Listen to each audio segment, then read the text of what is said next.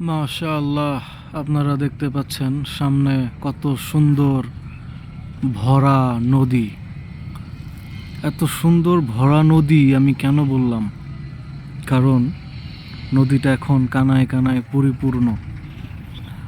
যখন নদী ভরা থাকে তখন নদীকে সবাই সুন্দর বলে, আর যখনই নদীর পানি শেষ হয়ে যায় তখন নদীকে আর কেউ সুন্দর বলে না। নদীর দিকে তেমন করে কেউ ফিরেও তাকায় না। যখন নদী ভরা থাকে তখন কত মানুষজন এখানে ঘোরাফেরা করে, কত মানুষের জীবিকা উপার্জন হয়। কিন্তু যখন নদী শুকিয়ে যায় তখন নদীর দিকে কেউ তাকায় না। ঠিক একই রকম মানুষের জীবনও তাই। মানুষের জীবন যখন অর্থ সম্পদে পরিপূর্ণ থাকে তখন সবাই মানুষকে প্রায়োরিটি দেয়, পছন্দ করে। আর যখন সেই মানুষটাই কর্মক্ষম, অর্থ সম্পদহীন হয়ে যায় তখন সে নদীর মতোই অবহেলিত হয়ে যায়।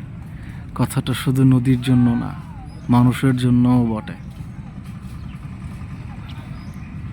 ভালো থাকবেন, সবাইকে ভালো রাখবেন। ভালো থাকার মধ্যেই সুখ, ভালো থাকার মধ্যেই শান্তি।